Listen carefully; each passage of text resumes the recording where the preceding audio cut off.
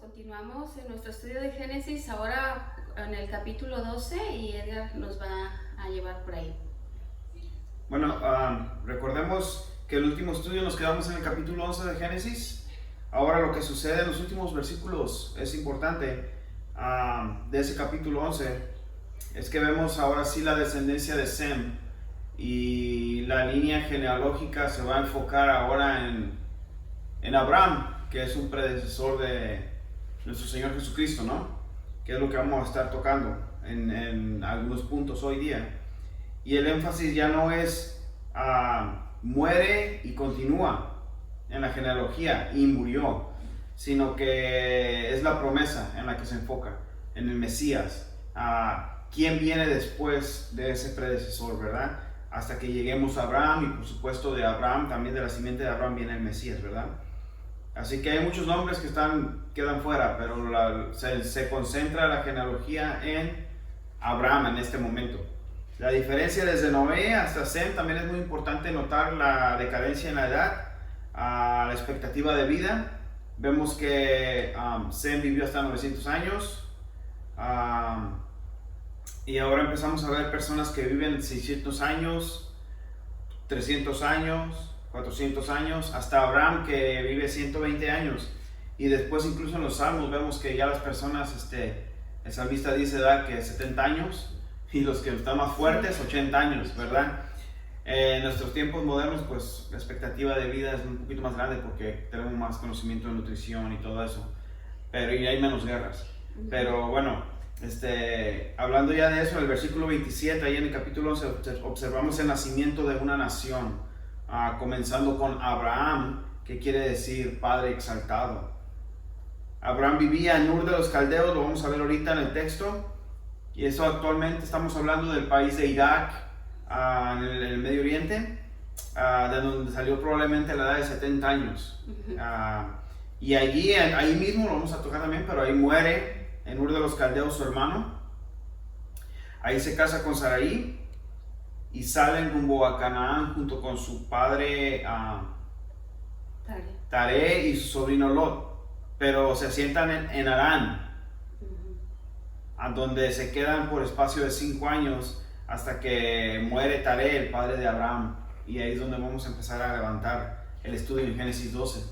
Sí, y nos dice en este capítulo va a comenzar o mejor dicho, Dios comienza o continúa con el plan predicho en Génesis 3:15, ¿verdad? Donde claro, le dice a Eva que su simiente le pisaría la cabeza a la simiente de la serpiente.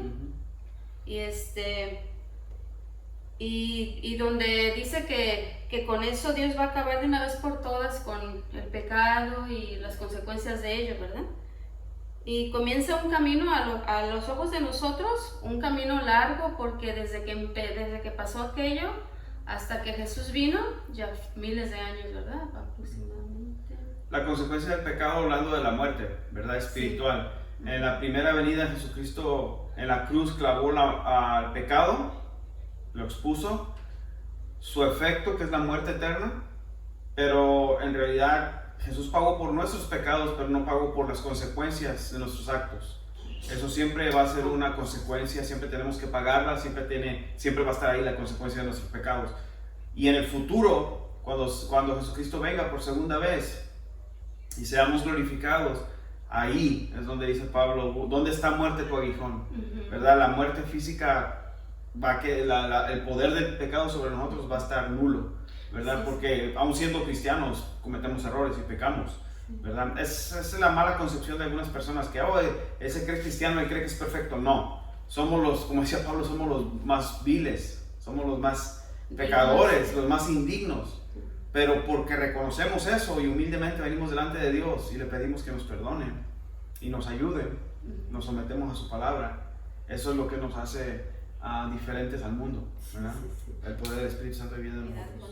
Sí, pero sí, decíamos que desde ese entonces hasta que Jesús vino, pasaron miles de años y a nuestros ojos ese plan de Dios comenzó allá y todavía está, ¿verdad?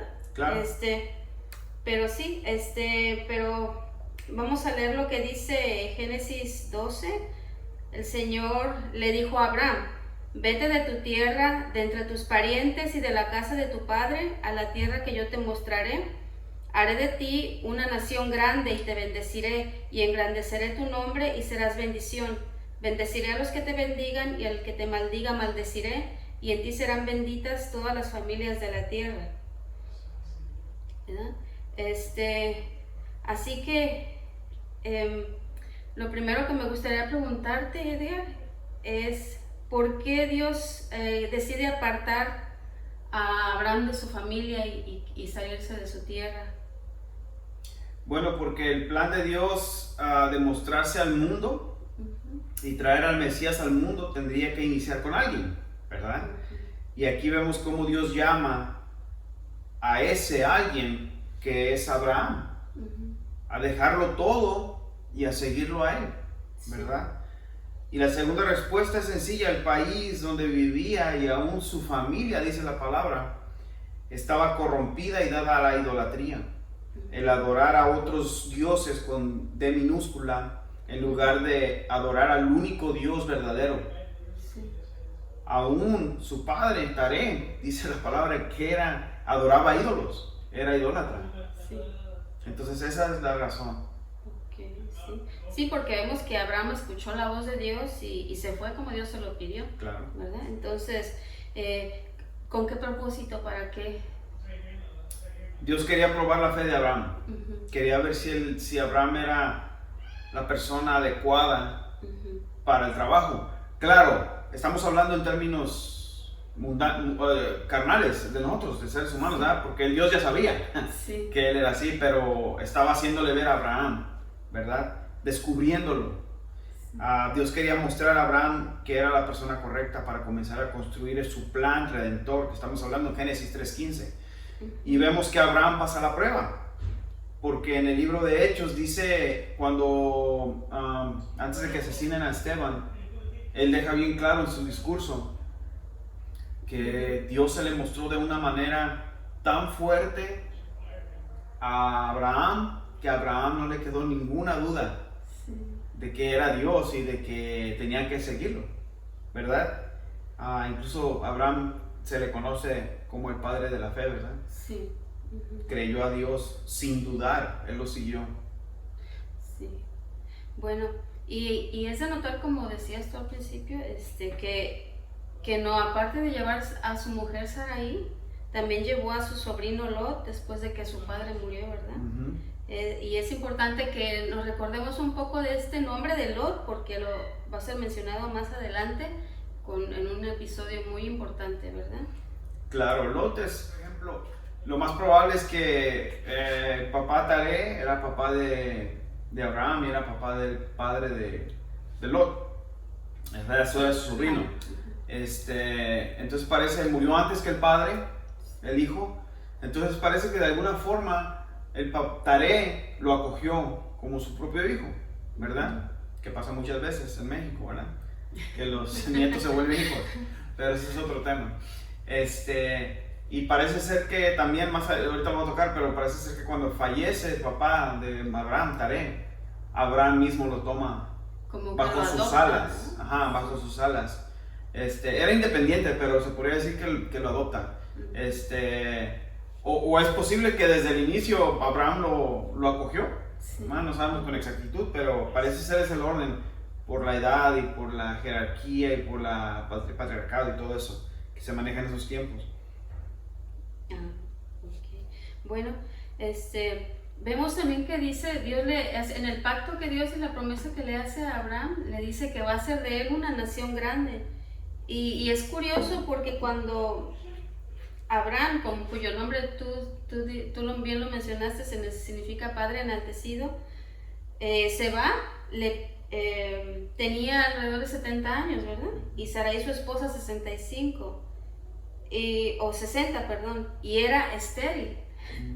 Así que no tenían hijos. Puede ser que eso haya influido probablemente que también se llevaran a Lot, pero ¿cómo dicen? Lo remarca ahí bien, que dice que era estéril Sara. Sí.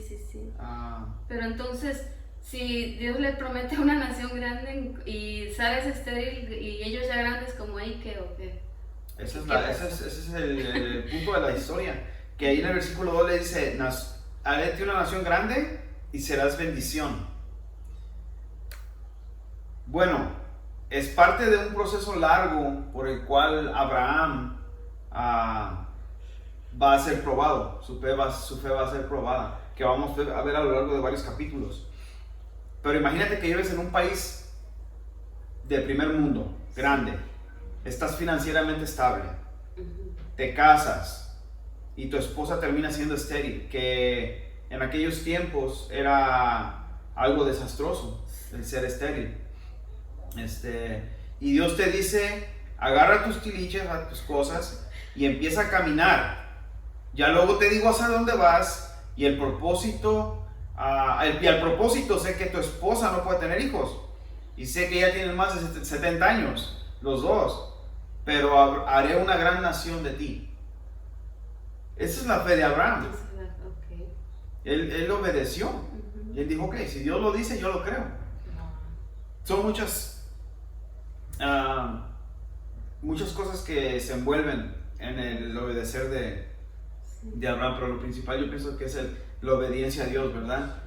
Y ya lo demás fue añadidura, como dice el Nuevo Testamento para nosotros también, ¿verdad? Sí, entonces vemos, van viendo ustedes que en realidad por algo es llamado el padre de la fe, porque todos esos, podríamos decir como obstáculos, Sí, claro. y él dijo, ok, yo voy a... Y bueno, de ahora lo vemos, la nación de Israel es el ejemplo tangible para nosotros que Dios no miente, es el cumplimiento de esa promesa a Abraham. Como la arena del mar no se pueden contar, hombre, los judíos son grandísimos, dicen los egipcios que no podían pararlos de procrearse y de multiplicarse. Sí, bueno. Y en esa segunda parte de ese pacto que dice, te bendeciré, engrandeceré tu nombre y serás bendición, bendeciré a los que te bendigan y al que te maldiga, maldeciré. Es fascinante esto, pero ¿de qué se trata? Eso es eso es tanto un reconocimiento para todo aquel que apoya al pueblo de Israel, como a su vez es una advertencia para todo aquel que esté en contra o que quiera hacer mal al pueblo de Dios. El pueblo de Dios, sí. Dios bendice a todos aquellos que bendicen a Israel, todos los que le desean bien. Y por otra parte, Dios maldice al que obra en contra de la nación de Israel. ¿Qué le pasó a Hitler? Pasó a ser a la historia como uno de los grandes tiranos de la historia, aquel que pensó que iba a erradicar a la raza judía. Y su memoria es maldecida por generaciones y a través de la historia ha sido igual. Egipto con todo su esplendor pasó a ser solo una memoria de la grandeza de lo que era ese país. Incluso a Hitler hoy lo enseñan en Alemania como un ejemplo a lo que no tenemos que hacer. Eso es lo que no tenemos que llegar a hacer, ¿verdad? Y bueno, más contemporáneamente, ¿qué pasó con este dictador Chávez, verdad? Que dijo claramente en un video que odiaba a los judíos con todas sus entrañas y falleció de cáncer en las entrañas, ¿verdad? Son muchas cosas. Incluso aquí en nuestro país han hecho hay personas que siempre se dedican a hacer cositas y siempre que hacemos algo que afecta, que pasamos una ley o que hacemos algo que afecta al pueblo de Israel, le retiramos ayuda o algo, lo que sea, siempre pasa algo. Sí. ¿Verdad? Dios siempre va a proteger a su pueblo. Sí, entonces, ¿quiere decir que está esta promesa vigente? Claro que sí, ¿verdad? Lo vemos a través de las guerras contemporáneas, incluso de los israelitas. Si nos metemos un poco a la historia, la guerra de los 6 días, ¿verdad? Todas las naciones árabes en contra de Israel, y vemos cómo milagrosamente un tanque defiende una montaña contra 60 tanques enemigos, y personas que incluso que no creen en Dios y dicen, fue un milagro, ¿verdad?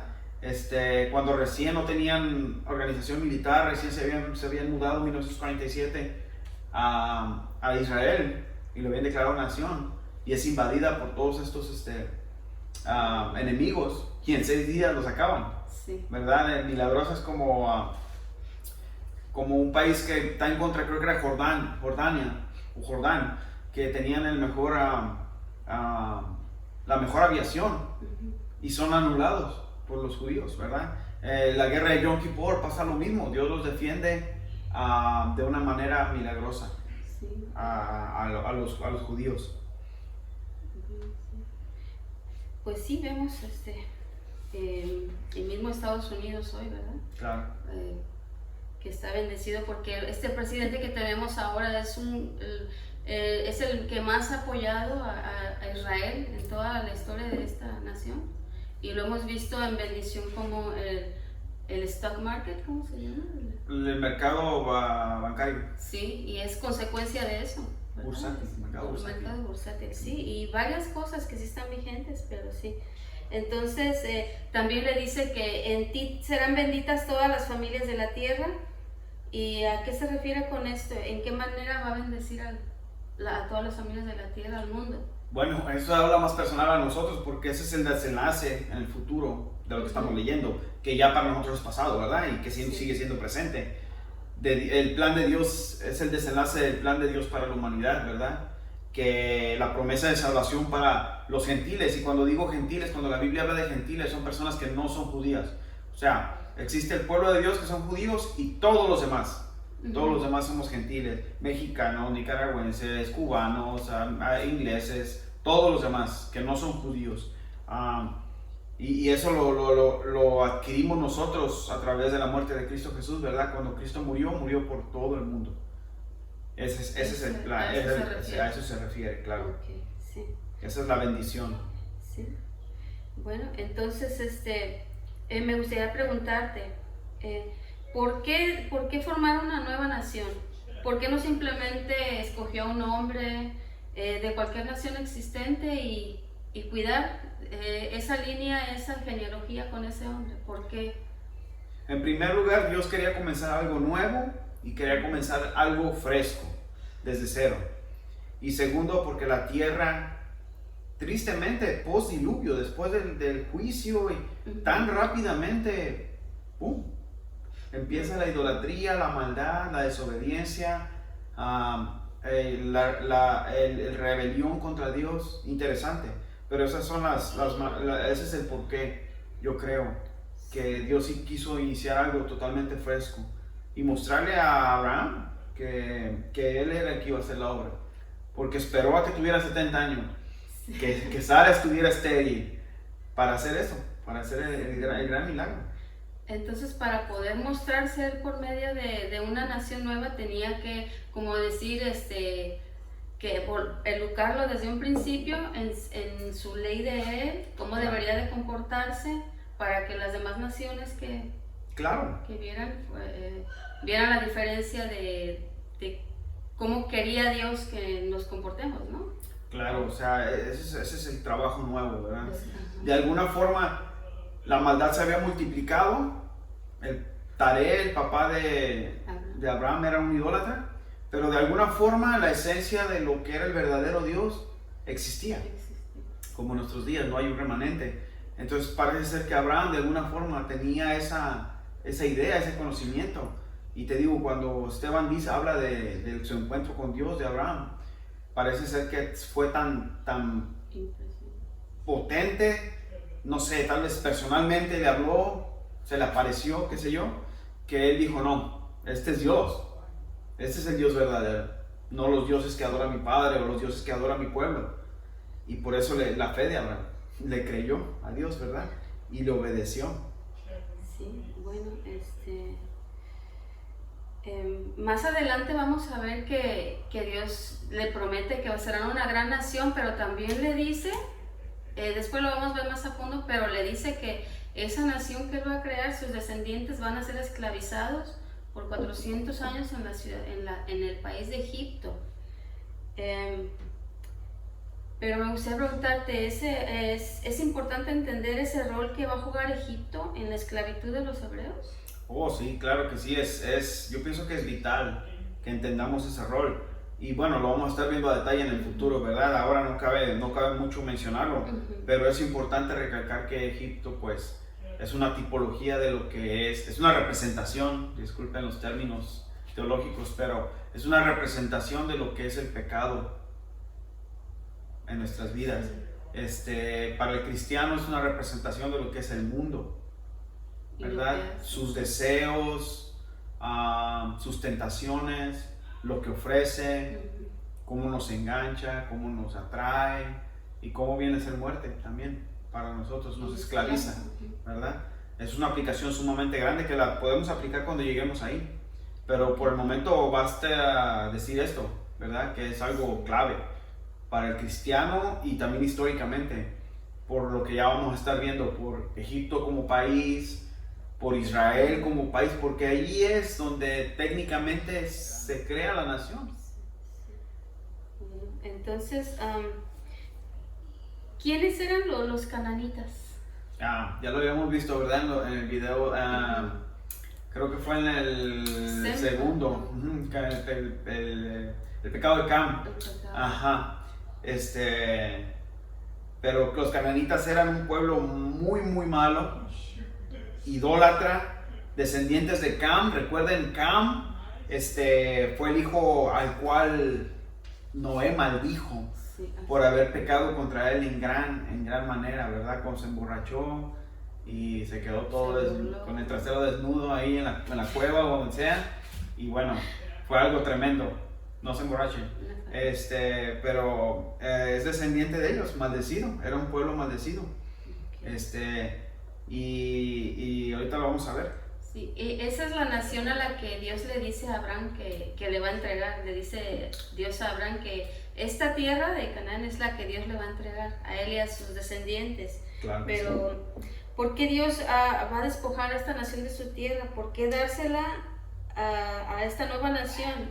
¿Era por Dios por tirano? Simplemente ahora no me gusta, ahora quito y pongo Bueno, para empezar, la tierra es de Dios. ¿Verdad? Me da risa a mí cuando dicen, no, Palestina, que es de los palestinos y no es de Israel. La tierra es de Dios, como decía mi mentor Daniel Gabellini, la tierra es de Dios y se la puede dar a quien quiera, ¿verdad? Sí. Igual que y siempre me daba ese ejemplo. Daniel decía, cuando un ateo se peleó contra Dios y que le dijo, ok, vamos a crear algo, a ver quién es el mejor creador, tú o yo, el ateo con Dios. Y le dijo Dios, ok, adelante, haz algo. Y empezó a agarrar tierra al ateo y le dijo, usa tu propia tierra. Así es, ¿verdad? También, pero es importante claro que Dios no es un tirano, ¿verdad? Dios es justo. Sí. Esa es una de sus características, una de sus cualidades. Él es justo. Sus prácticas de los cananeos eran horrendas y lo vamos a estar viendo.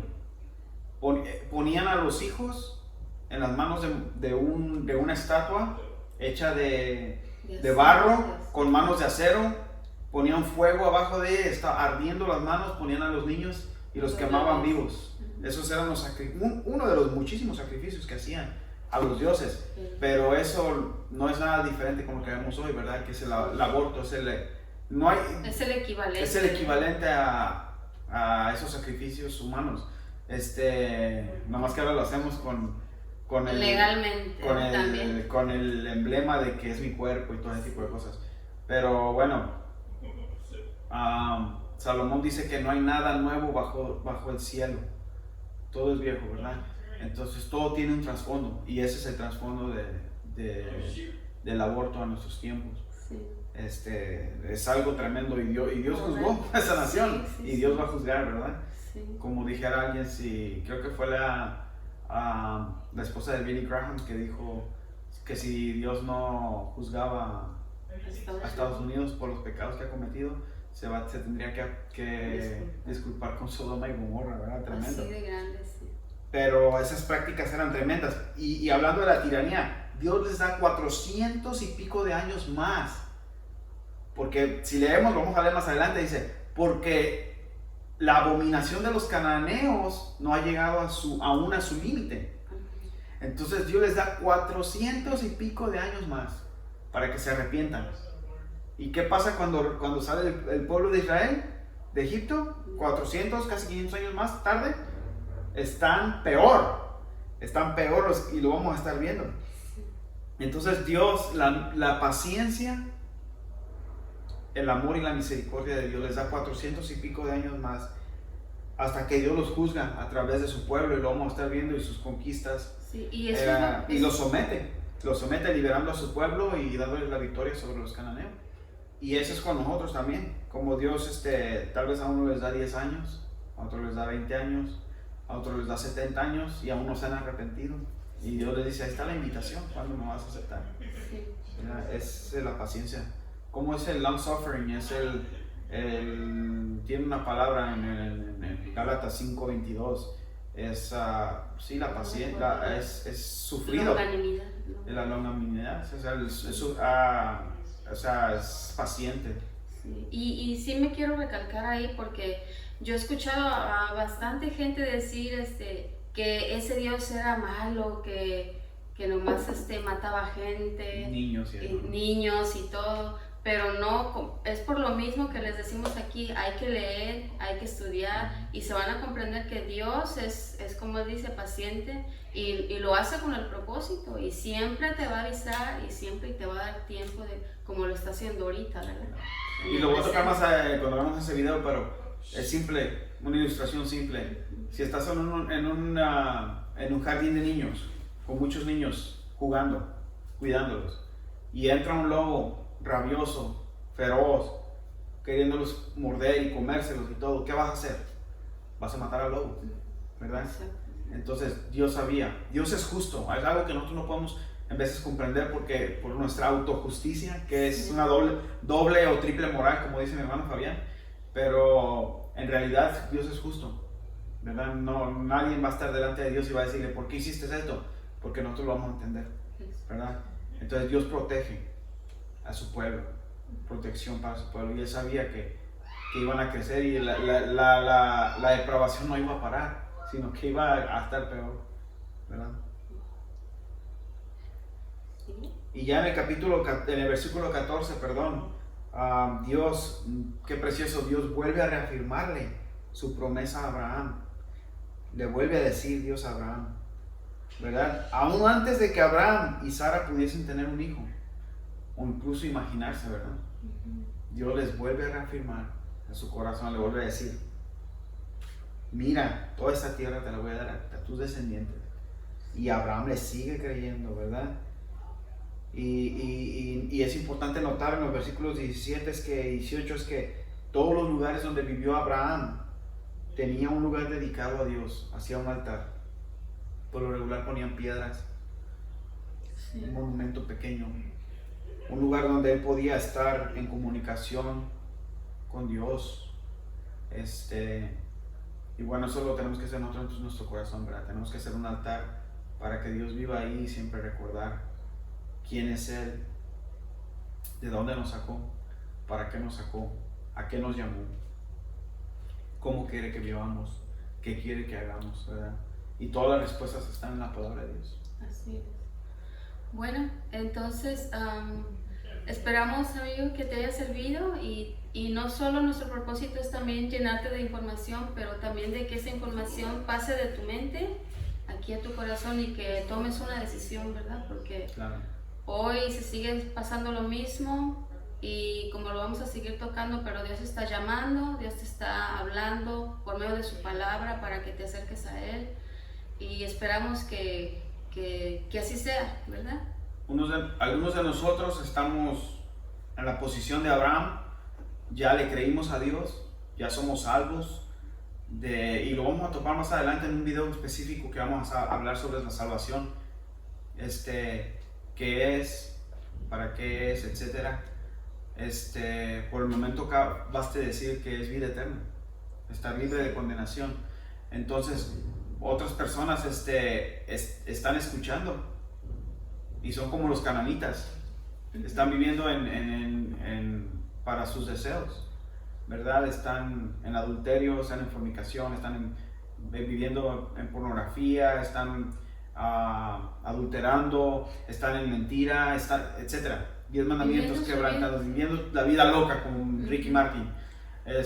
Pero Dios les dio 400 y pico de años a los cananitas para que se arrepintieran. Ahora la pregunta correcta no es por qué los aniquiló y permitió que entraran Israel es su pueblo prometido, sino la pregunta es, si se hubieran arrepentido, ¿Dios los hubiera perdonado? Claro que sí. Dios es lento para la ira y pronto para la misericordia, amplio, nos espera con los brazos abiertos. Y tal vez uno de ustedes está en ese momento ahorita escuchando los videos, viendo los videos y no has hecho una decisión personal y Dios te está esperando, ¿verdad? Y ahí está, la tierra prometida. Solo tenemos que tomarla, solo tenemos que decirle a Dios, entra en mi corazón, perdóname, quiero vivir para ti. Y arrepentirnos genuinamente de nuestros pecados y seguirle a Él. Sí. Y basta de saber eso, que Dios es justo y realmente te ama y te está esperando, ¿verdad? Entonces, queremos invitarte para que nos acompañes la próxima vez y esperamos que te haya servido. Gracias por acompañarnos.